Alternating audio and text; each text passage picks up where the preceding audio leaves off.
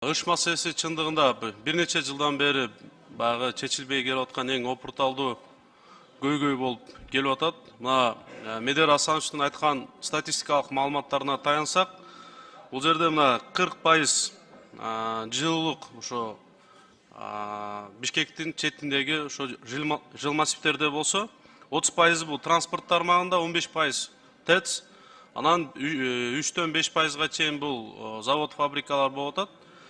Анан биз жакында эле ошол фракция жыйында да карадык эле. Ал жерде мына Бүбүжан Камчыбековна өзү отурат.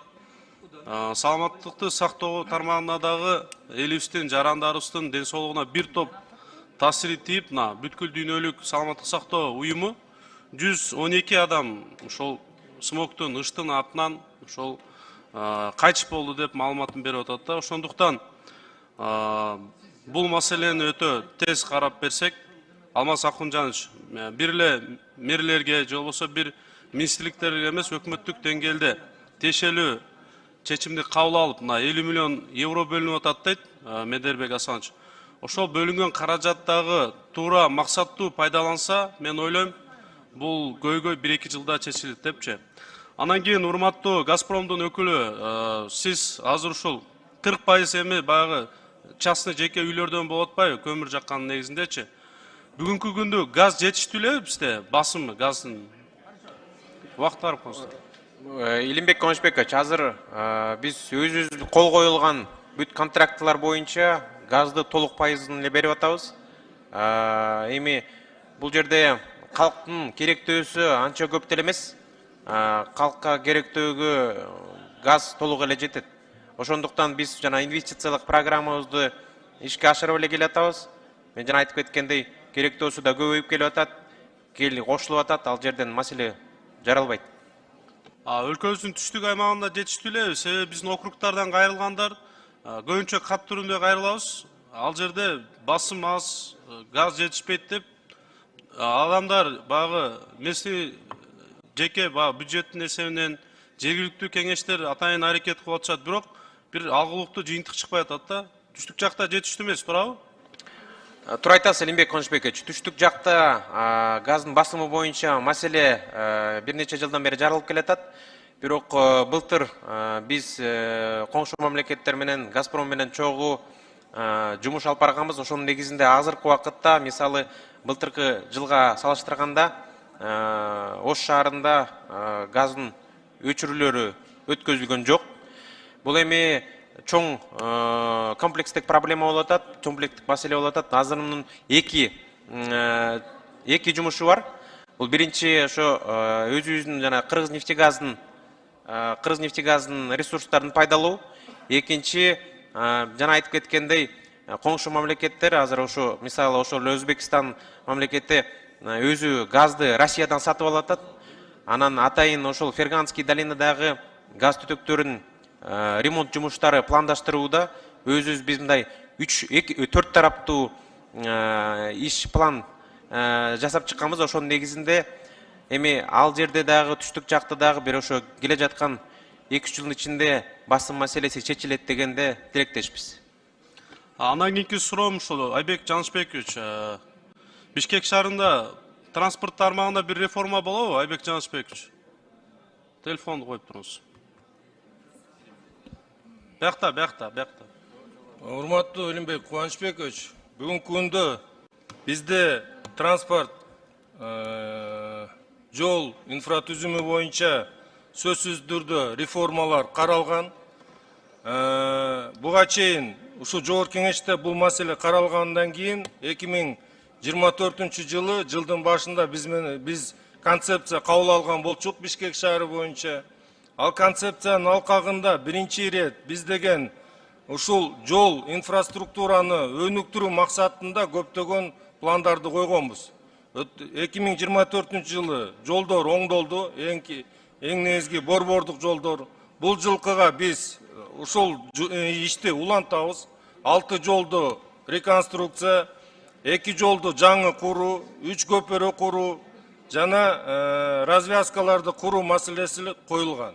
Андан сырткары коомдук транспортто дагы өнүктүрүү иштери дагы жүргүзүлөт. Кошумча айтып кетсем, автоматизацияны да киргизүү максатында бүгүн светофорлор боюнча иштер жүрүп атат. Мен буга чейин маалымат берген болчумун, 25 январдан баштап биз 21 перекресткада бул ишти баштайбыз. Анан ошонун иштин алкагында анан Бишкек шаарына толугу менен жайылтабыз бул тажрыйбаны. Эми бардык реформа биринчи элге пайдалуу болуш керек да.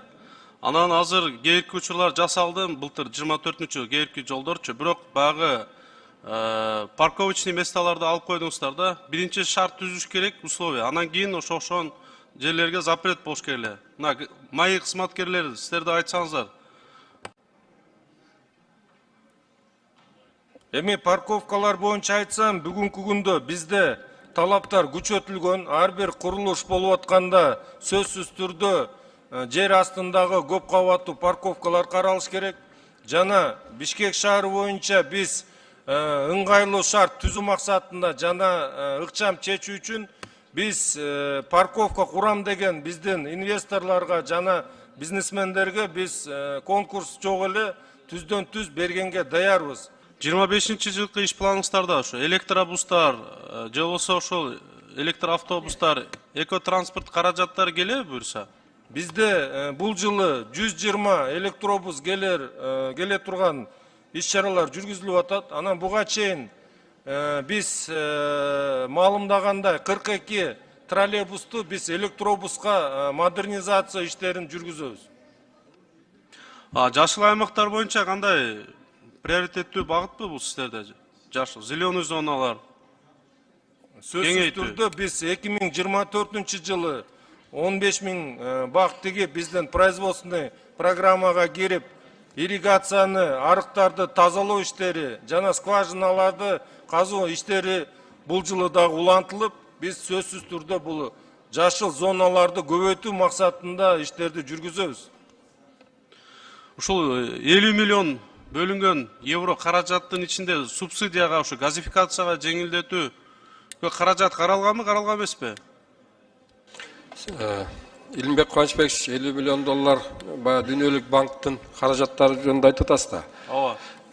Анын баягы компоненттерин айтып кеттим. 7,1 миллион доллар бул мэрияга, жашылдандырууга жана ирригациялык системалардын модернизацияларга бөлүнгөн. Бул именно ошол жылуулуктардын альтернативдүү булактарына өткөзүү чечимдерин колдоо жумшалат да. Бирок ал газификациядан сырткаркы, мисалы тепловые насосы, же болбосо үйлөрдү баягы утепление кылганга жана дагы башка ошого окшогон жылуулук чечимдерди колдоого 32 миллион доллар каралган. Ал каржы министрлиги аркылуу ишке ашылат. Быйыл буюрса ага каражаттар келе баштайт. Анан Медербек Асанович, учурдан пайдаланып, өзүңүз келип калдыңыз. Мына Боз Бөлтөктөсүндө жайгашкан кирпичный заводдорду бир тыкыр текшерип берсеңиз, эгер баягы чыпкалары, фильтрлери жок болсо, аларга бир чара колдонуш керек болуп калды.